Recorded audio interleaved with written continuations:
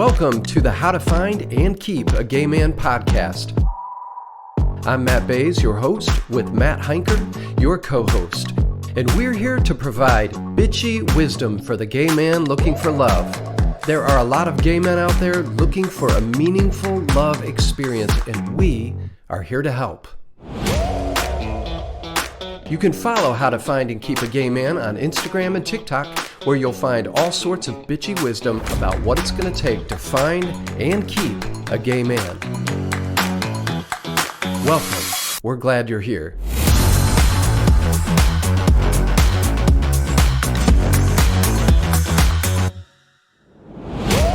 Today we're going to be talking about toxic masculinity. I just wrote something down in my notes that made me I don't want to get it wrong when we get there. I feel like I may say something that's offensive, at one point, and it's not because I'm trying to be offensive or I think other people are wrong. It's because possibly I don't understand, or possibly it needs to have some subtle correction to it. I don't know. We'll find out when we get there. It's about people who act super butch or super femme as a result of toxic masculinity, when maybe that's neither of those is who they actually are. Okay. Interesting. All right. Well, in the spirit of our pride topics this month, there he's got it on. Look and learn. Yeah. I'm wearing my pride tank from Target. Everybody has this damn pride tank. They came out with it one year, and I think they must have just flown off the shelf because I never wear it, because literally you can't walk around during the month of Pride and not see 12 of them. I must say that I never thought I'd see the day when you saw Pride merchandise at Target, and I'm here for it. It's pretty beautiful. Yes, but did you hear all the hubbub over that? So they were getting challenged and getting a lot of grief, and some of them were moving it to the center where it wasn't as obvious or whatever. Yeah, but the one in Carmel, Indiana is right smack dab as you walk in the front door. So thank you. We'll take it. Thank you, Carmel. Thank you. We know you're Republican over there. Well, very red indeed. But you kept it right in front and center. Thank you. Yes, thank you. But we were talking about our, pride topics. Toxic masculinity was near the top of the list. It's kind of a buzzword right now for a lot of reasons. But I do think it, especially in our community, it bears deeper discussion. So that's what we're doing today. Yes. Before we get started into all of that, ask me how my week was. How was your week? Honey, I released my drag video and it's been wonderful. What a response. Tell us about that. It's been a great response. It's been received very well. If you haven't seen it yet, go to our page and you can see it on there, or you can look up Let There Be She, Matt Bays, on YouTube and watch it there. The response has been overwhelmingly positive, but if you want to hear some dish. Give me some tea, honey. Mm-hmm. Here's the tea. Well, two things. One, I'm very excited about. First of all, tonight I'm being interviewed and talking on Dumb Gay Politics, the podcast. Do you know that podcast? Dumb Gay Politics. Okay. It's very interesting. A friend of mine, Julie Lang, is the one that introduced me to it. And it's a queer girl named Julie Goldman and a straight girl named Brandy Howard. They're hilarious. I mean, Julie Goldman is running around the U.S. doing stand-up, and they used to host after the show Vanderpump Rules. They've done they've done some really good stuff, and they're just two hilarious women. I so owe this to Julie for getting me on this, and I'm excited to talk shit with them. It's going to be fun. So we're going to be talking about the video. But then the other side of that is I got a call from Fox News Houston, an affiliate. And we want to interview you about a story about this. And I was my brain was, literally was to a screeching halt, because all I could think is Fox News, Fox News, Fox News. Yeah. They don't love the drag queens, right? Careful, honey. Yeah. Yes. And exactly. So I asked straight up, I said, hey, tell me about if this is going to be some sort of bait and switch. And she went, oh, no, not at all. She said, no, I'm the producer. I'm putting this before our team, and we can let you know later this afternoon if it's a go. If it is, we'd love to meet with you at this time, blah, blah, blah. So we did. It was a great interview with the guy. I can't remember his name all of a sudden, but that is out there. I didn't put that on our site, but it's also out there on YouTube, former pastor, blah, blah, blah, whatever. Anyway, but what I failed to realize was that it's still a Fox News audience. Yeah.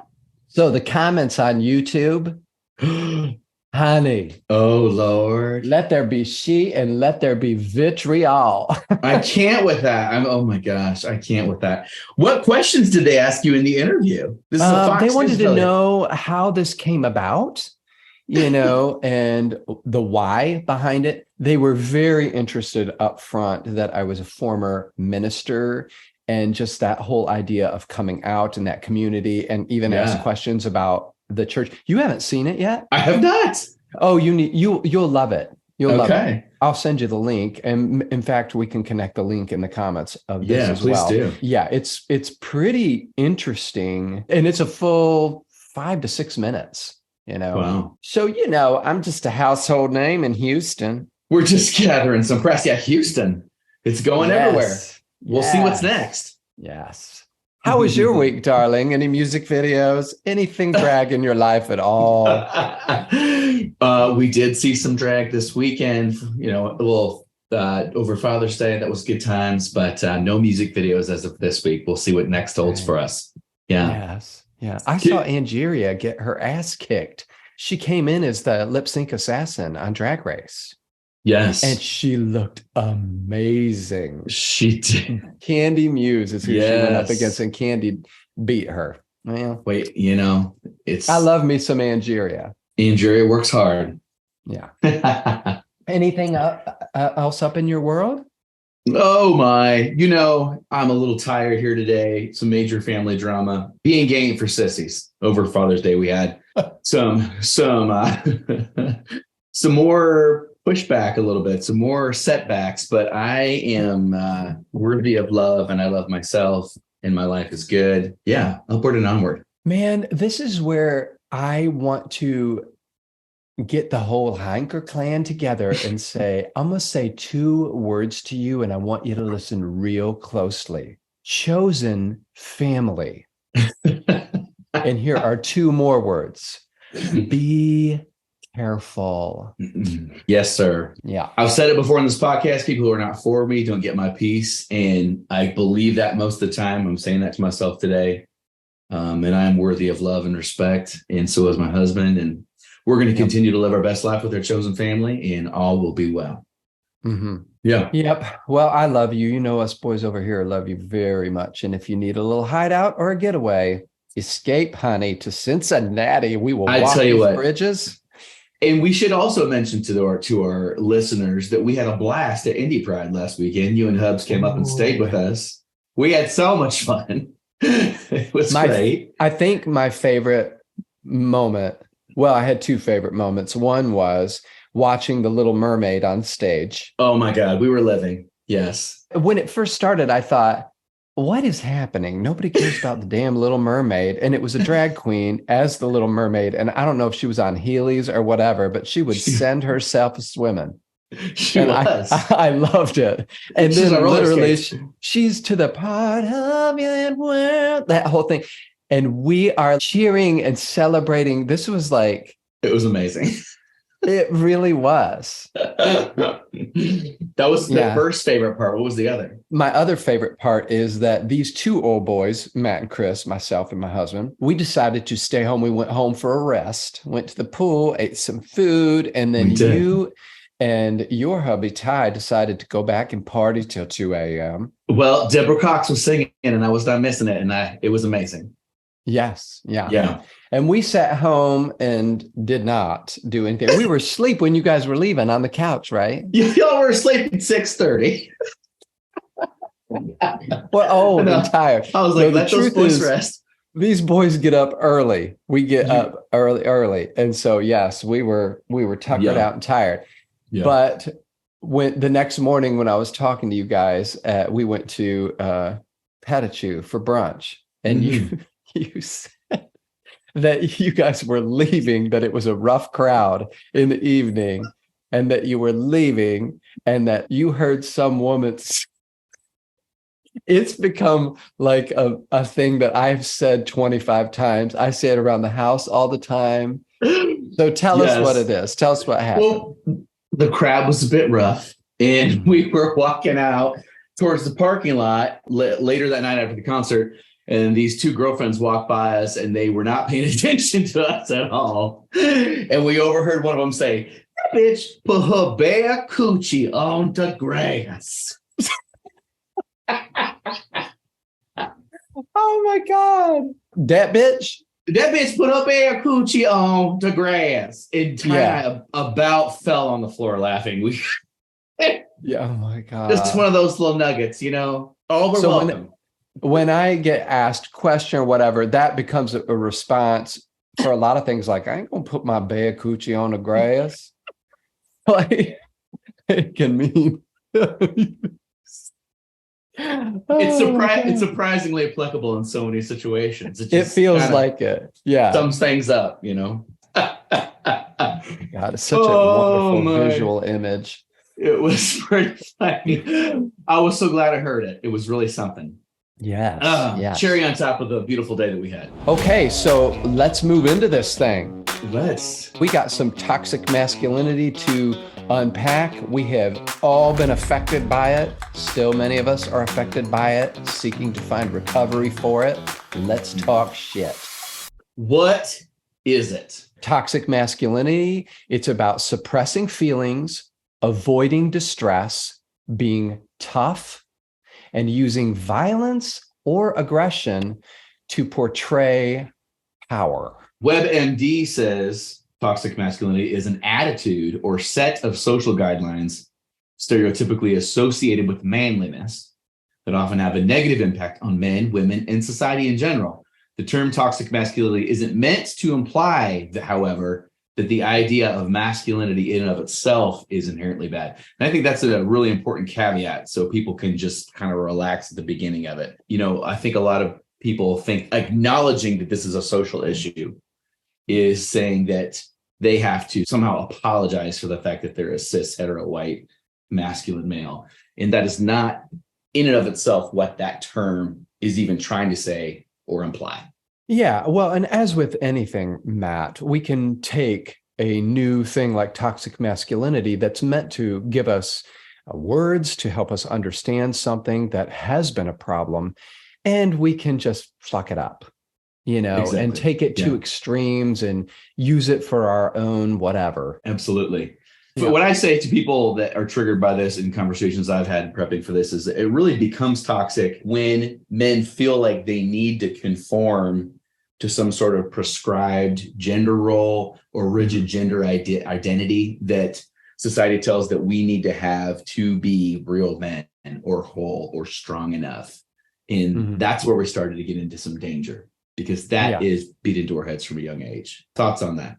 I think that, to me, is the why we're discussing this. Sure.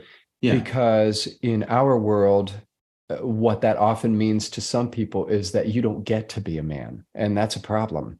Absolutely. And I know a lot of people have healed up from it, but there are plenty of people who still feel like they don't take themselves seriously as men. Absolutely. Right? Yeah. That's just not okay. We encounter it a little bit differently in our community, but for me, it gets packaged in just general messaging that we are less than. And I think that's something that we have to be really aware of, is we are trying to live in rivers of self-love and heal and be whole people. Do you know where the term originated from? Well, it's said that toxic masculinity emerged within the mythopoetic men's movement of the 1980s. Mythopoetic, I don't even know what that means, but mythopoetic, it also means basically new age. Okay, good. Yeah. And that the term was coined by Shepard Bliss. He confirmed in a 2019 email to somebody that he coined the term to characterize his father's militarized authoritarian masculinity. Well, it's a lot of them started like that and things I read. And then what I read is in the 90s, particularly conservative circles kind of took it to the bank. And that's when we started to see a return to traditional family values. Thank you, James Dobson. And, Wild at Heart and all those, really uber masculine, beat your chest and be the head of your household messaging in conservative evangelical circles. And that was a really big part of the stew as well. I remember that. I hadn't thought about that a long time. Oh my. Just that sort of like, if you ain't fishing and you ain't hunting, shooting arrows or throwing axes, you ain't a man. Absolutely. That was the messaging around Wild at Heart in particular, which really messed me up because I was like, well, all these activities seem quite boring to me. I don't know what's happening. I must not be a man. Because all I want to do is go look at some throw pillows at Target.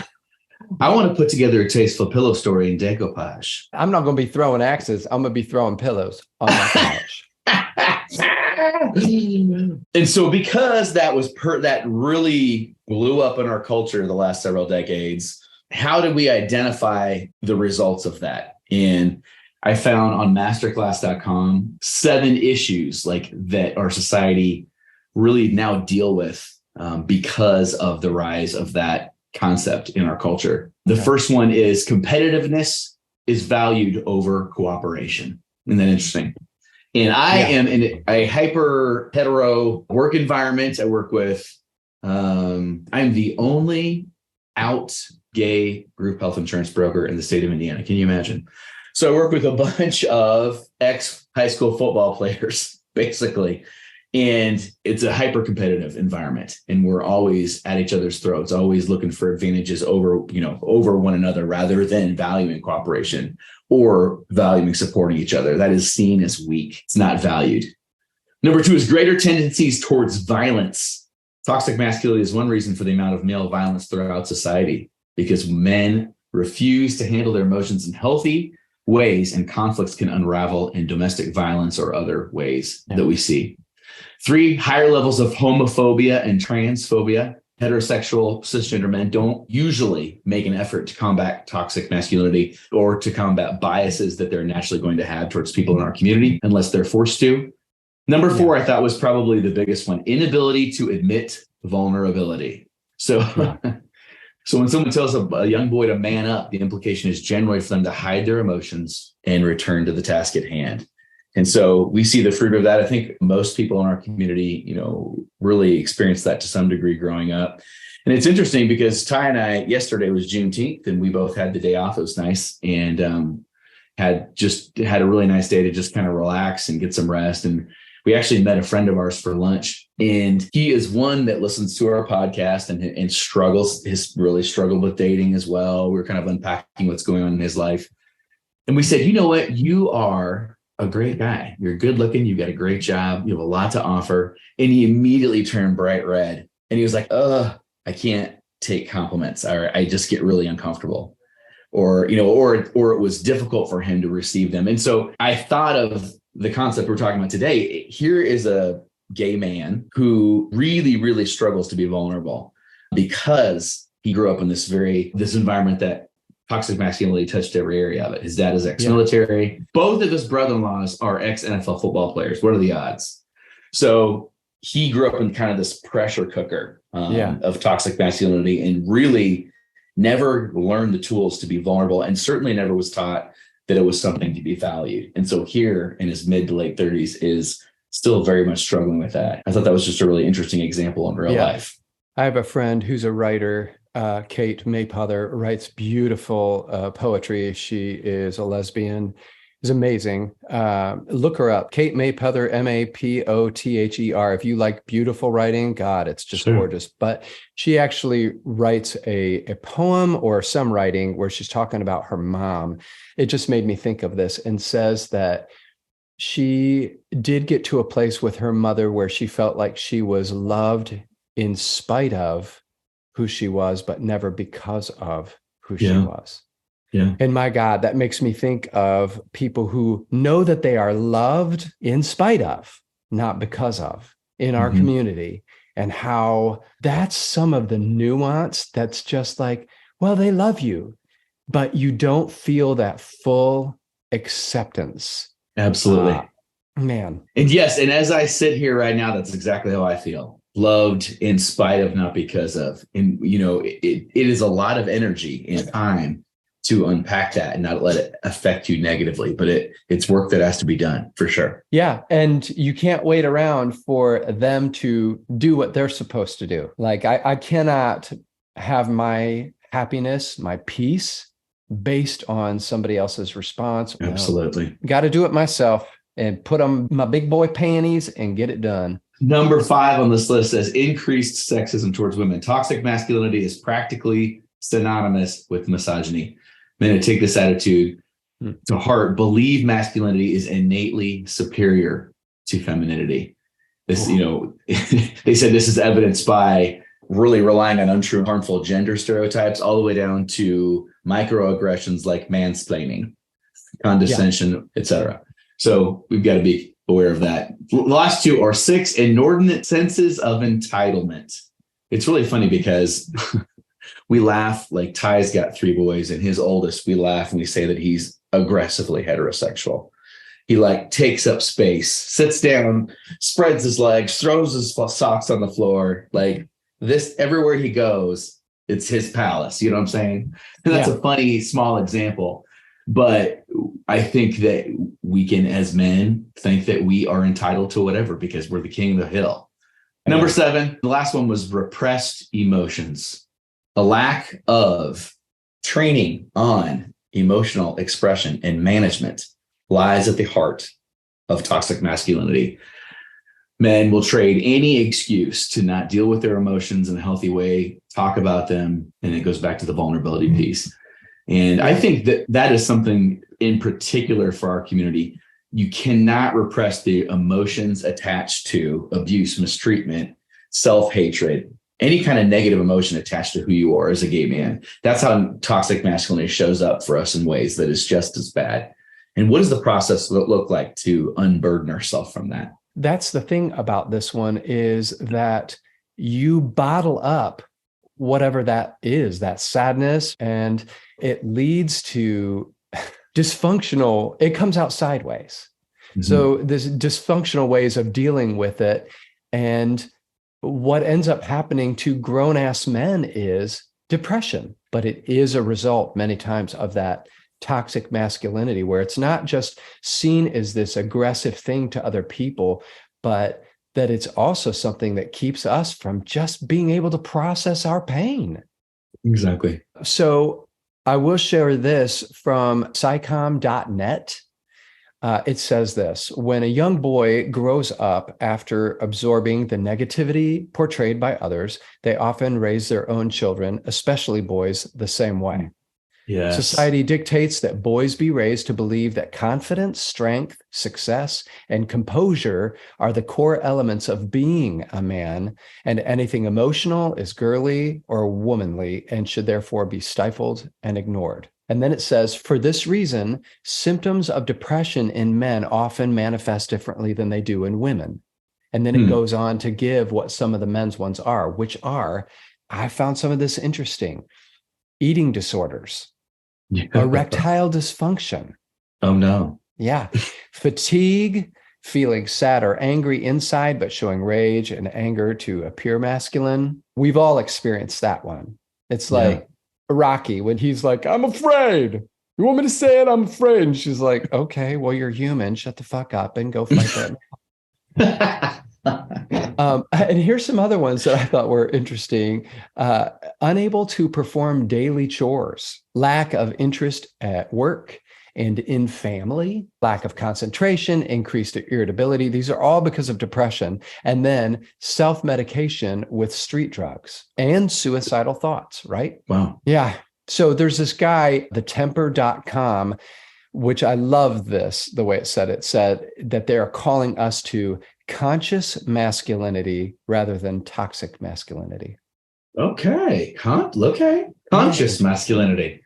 That's what we're reaching for now. Yes. I know that I'm a man and I don't have to do any certain thing. How about it be about loving people well, being a person of high character, trusting that when I say something, I'm going to do something. That's what I've said in various arguments with whoever. I say, I am not masculine because of how I act or how butch or femme I am. I'm a masculine man because I'm a person of character, because I show up and do what I say I'm going to do, because I Yeah. work hard and I care for others. That is what is masculine to me.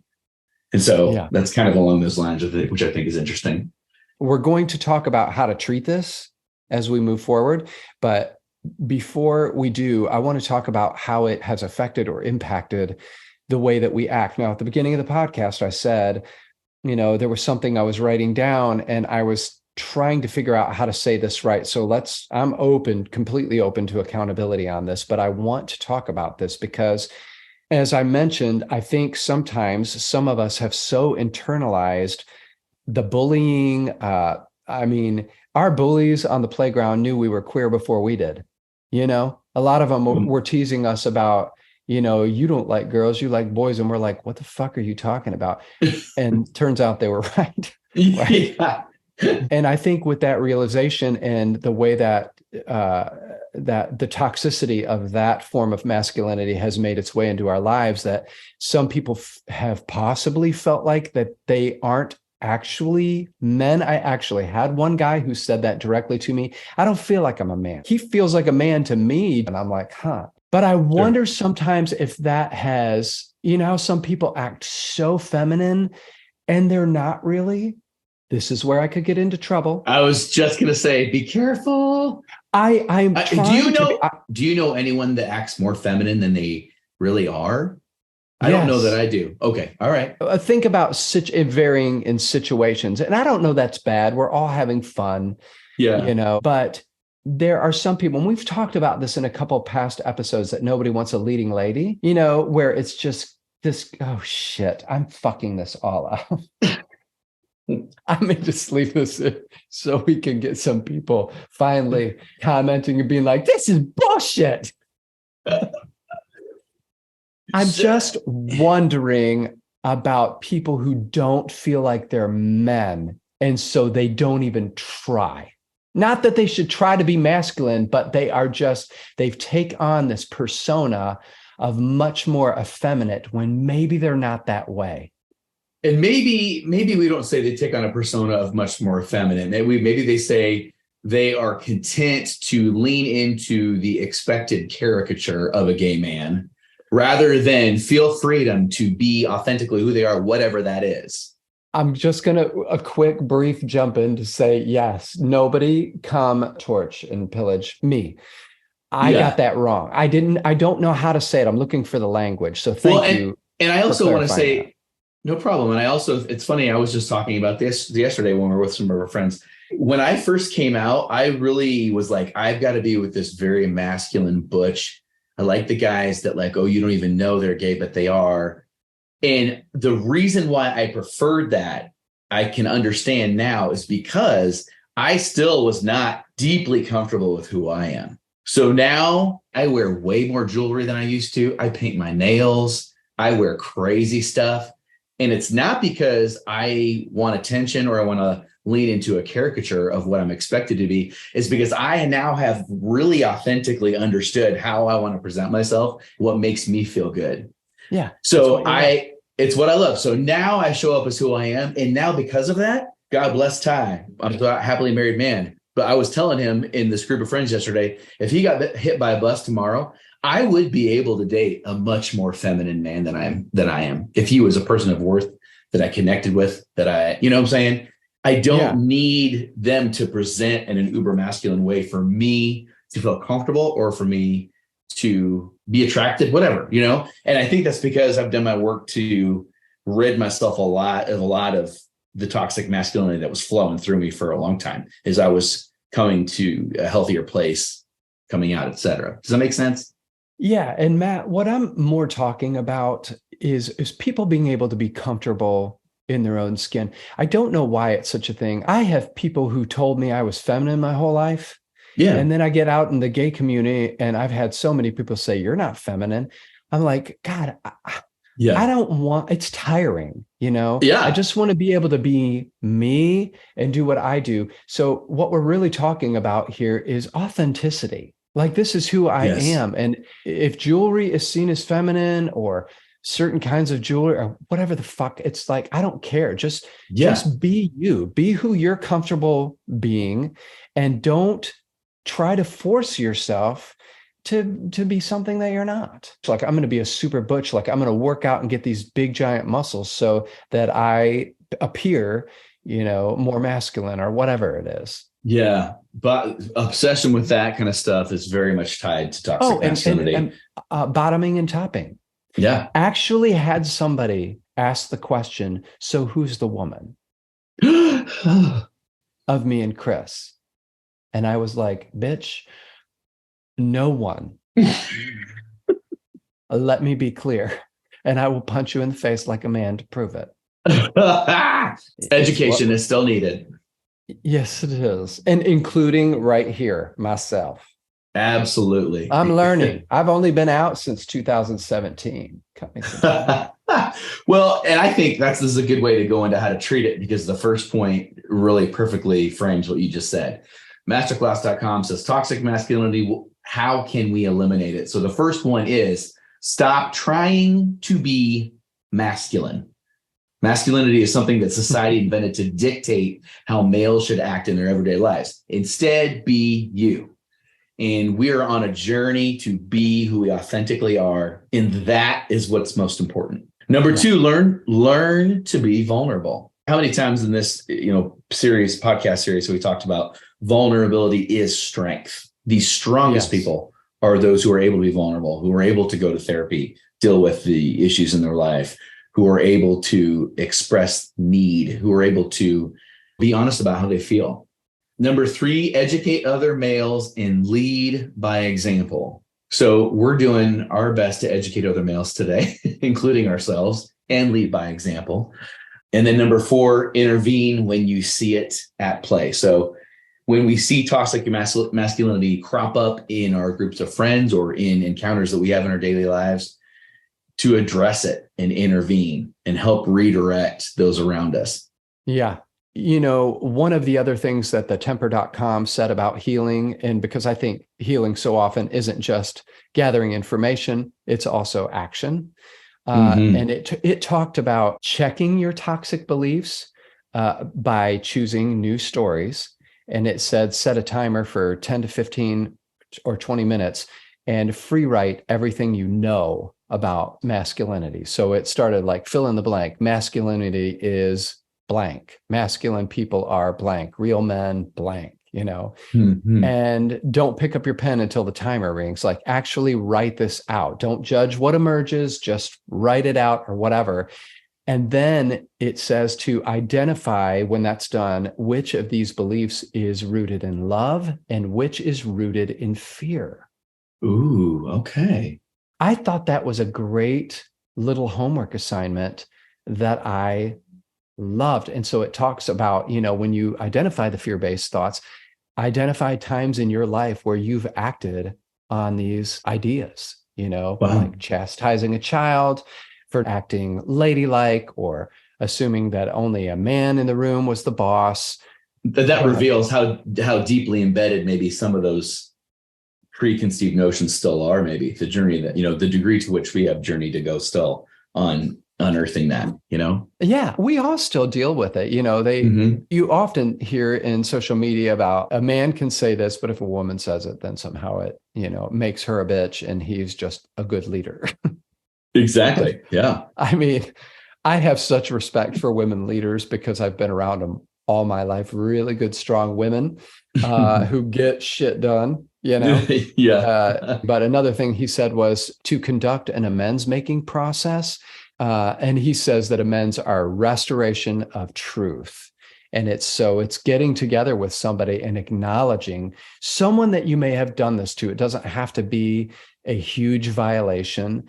It's just apologizing where it seems appropriate to people that you violated or that you've silenced or haven't listened to just because they were feminine or a woman. Interesting. I like the amend process because it forces us to engage in that healing process and to put ourselves out there.